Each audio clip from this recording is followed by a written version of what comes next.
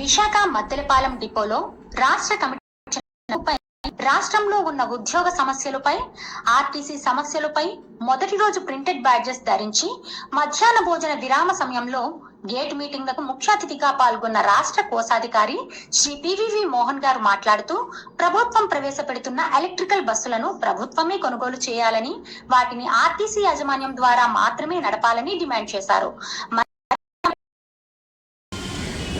అందులో మనమేమి గొంతమ్మ కోరికలేం కోరట్లా.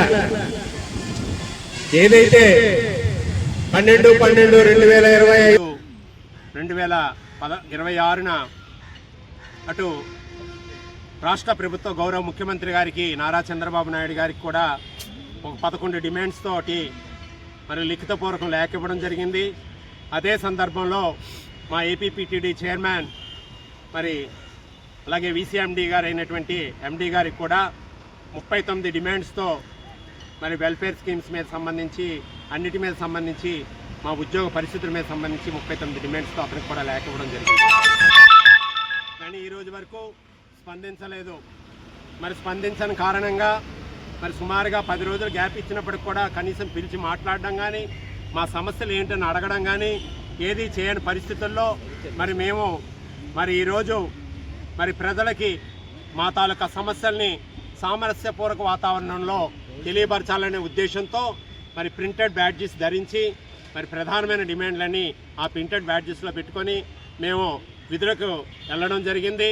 మరి అదేవిధంగా మా ఉద్యోగులకి మరి మా మిగతా ఉద్యోగులకి తెలియాలనేటువంటి ఉద్దేశంతో మేము గేట్ మీటింగులు పెట్టి ఏ సమస్యల మీద మనం డిమాండ్స్ మీద మనం ఉద్యమానికి వెళ్తున్నాం అని తెలియపరుచుకున్న సందర్భంలో ప్రధానమైనటువంటిది ఏదైతే ఈ మధ్యకాలంలో ప్రభుత్వం మరి నిర్వహిస్తుందో ఉచిత బస్సులు, ఉచిత ప్రయాణం మహిళలకి, దాంట్లో స్త్రీ శక్తి అనే పేరు పెట్టి మరి సూపర్ 6 పథకాల్లో మరి ఫుల్ సక్సెస్ అయినటువంటి ప్రథమ పథకం ఏదైతే ఉందో ఆ పథకం అయితే సక్సెస్ అయింది. కానీ ఆ పథకం మూలంగా మా ఉద్యోగులైతే వివిధ సమస్యలను ఎదుర్కొంటూ అనారోగ్య పాలైపోయినటువంటి పరిస్థితులు ఏర్పడుతున్నాయి.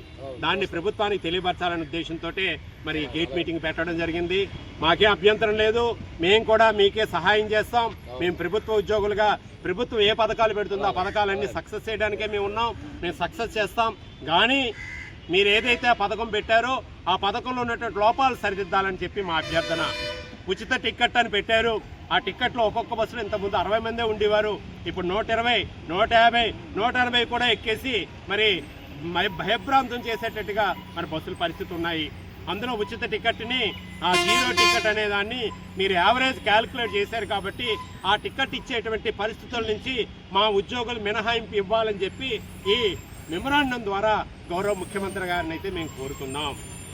అది కానీ మాకు ఫ్రీ ఇస్తే మా ఉద్యోగులు కొత్తగా ఉద్యోగం నుంచి భారీ నుంచి భద్రత ఏర్పడుతుందని మేము అనుకుంటున్నాం. ఎందుకైతే మీరైతే మంచి ఉద్దేశంతో ఇచ్చారు, కానీ మా అధికారులు దాన్ని ఆసరాగా చేసుకొని ప్రతి 10 రూపాయల దగ్గర నుంచి చిన్న కలెక్టెడ్ కేసు వచ్చినా మమ్మల్ని డిపోస్ పేరు, సస్పెన్షను, రిమూవ్లకు గురి చేసి కుమ్యులేటివ్ పనిష్మెంట్లతో మా ప్రమోషన్లు, మా ఇతర ఆర్థిక భారం పడేటట్లుగా మమ్మల్ని మా అధికారులు వేధిస్తున్నారు. కాబట్టి ఈ జీరో టికెట్ రద్దు చేయాలని చెప్పి మీ ద్వారా అభ్యర్థిస్తున్నాం. అలాగే విద్యుత్ బస్సులు అన్నారు, మీరు ఏ బస్సులు పెట్టినా మేము అంగీకారమే, మాకేం అభ్యంతరం లేదు. ప్రభుత్వంగా మీరు ఆ బస్సులు కొనుగోలు చేయాలా, లేదా మా ఆర్టీసీకి ఆర్థికంగా మీరు ఆదుకొని మా ఆర్టీసీ ద్వారా బస్సులు కొనుగోలు చేసి వాటిలో ఉద్యోగులుగా మా ఉద్యోగులే ఉండాలని చెప్పి మేము కోరుతున్నాం. అప్పుడే ప్రజలకి మెరుగైన సేవలు అందించడానికి అవకాశం ఉంటుంది. అదే ప్రభుత్వం చేతుల్లోకి ప్రైవేటు వారి చేతుల్లోకి వెళ్తే దాని రేటు కానీ దాని కంట్రోల్ కానీ మన కంట్రోల్లో ఉండలేక ప్రజలకు ఇచ్చిన ఉచిత అనే పథకం నిర్వీర్యం అవుతుందని చెప్పి మేము తెలియపరుచుకుంటూ దాన్ని కూడా విద్యుత్ బస్సులు కూడా మరి ప్రభుత్వం కానీ మా ఆర్టీసీ కానీ కొని మాకు కోరుతున్నాం.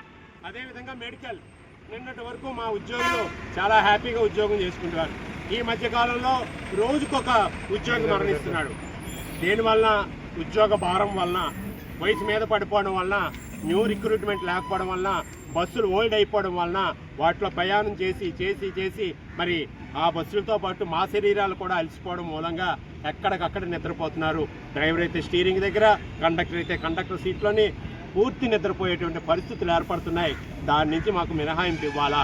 అంటే మా పాత పద్ధతి ఏదైతే మెడికల్ విధానం ఉందో, ఎండ్లెస్ మెడికల్ విధానం, లిమిట్లెస్ మెడికల్ విధానం ఏదైతే ఉందో దాన్ని మళ్ళీ పునరుద్ధరించాలని, ఈ ఈహెచ్ఎస్ నుంచి మాకు మినహాయింపు ఇవ్వాలని చెప్పి మిమ్మల్ని కోరుకుంటున్నాం. ఈ రకమైనటువంటి సమస్యలు ఏవైతే టీమ్స్ వాటి పొజిషన్ చూస్తే మరి మీరైతే గౌరవ ముఖ్యమంత్రి గారి తరఫున ఎవరైనా ప్రతినిధులు డిపోలకు పంపిస్తే వాటి పొజిషన్ తెలుస్తుంది. మా చైర్మన్లు వచ్చి చూస్తే ఆ పొజిషన్ తెలుస్తుంది. ఒక్క టీమ్ కండిషన్లో ఉండదు, అన్నీ ఆన్లైన్ అంటున్నారు. ఆన్లైన్ తిరుగుతూ ఉంటుంది తప్పితే టికెట్ బయటికి రాదు, వచ్చిందో లేదో తెలియదు, మా డ్రైవర్ డబ్బులు తీసుకోలేదో తెలియదు, తీసుకోకూడదో తెలియనటువంటి పరిస్థితుల్లో అక్కడ ఏర్పడుతున్నాయి. కాబట్టి తక్షణమే 3 సంవత్సరాలు దాటిపోయిన టిమ్ములన్నింటినీ రీప్లేస్మెంట్ చేసి వాటి ప్లేస్లో కొత్త టిమ్ములు తీసుకోవాలని చెప్పి మేము గౌరవ ముఖ్యమంత్రి గారిని అభ్యర్థిస్తున్నాం, మా యాజమాన్యాన్ని కూడా అభ్యర్థిస్తున్నాం. అదేవిధంగా మాకు రావాల్సినటువంటి ఏ బకాయిలు, పేరియల్స్, అదేవిధంగా ఏ ఎనామిల్స్, అదేవిధంగా కొత్తగా మాకు ఏదైతే పిఆర్సీ చేసి కమిషన్ ఇవ్వాల్సి ఉందో ఆ కమిషన్ వచ్చేలోపు ఐఆర్ ప్రకటించి మాలాంటి చిరు ఉద్యోగుల్ని ఆదుకోవాలని గౌరవ ముఖ్యమంత్రి గారిని అడుగుతూ మరి మేము ఇచ్చిన లెటర్ స్పందించిన కారణంగా ఈరోజు రేపు 20, 21 2 రోజులు కూడా మేము గేట్ల దగ్గర మీటింగులు పెట్టి ప్రింటెడ్ బ్యాడ్జీలు ధరించి విధులకు వెళ్ళడం, గేట్ల దగ్గర మా ఉద్యోగులను యాక్టివేట్ చేసుకుంటాం. రేపు మరి ఏదైతే రాష్ట్ర కమిటీ తీసుకోబోయేటువంటి మరొక నిర్ణయం ఏదైతే ఉంటుందో అది రేపు గేట్ మీటింగ్లో తెలియపరిచి మా ఉద్యోగుల్ని ఉధృతులు చేయడానికి అవకాశం ఉంటుంది. కాబట్టి ఇప్పటికైనా అటు గౌరవ ముఖ్యమంత్రి గారు ప్రభుత్వం తరఫున, అదేవిధంగా మా ఆర్టీసీ సంస్థ తరఫున మా గౌరవ ఎండీ గారు వెంటనే ఈ సమస్యల మీద స్పందించి మా సమస్యలు పరిష్కరించాలని మిమ్మల్ని హృదయపూర్వకంగా రాష్ట్ర కమిటీగా కోరుకుంటున్నామని తెలియపరుస్తున్నాం. Thank you.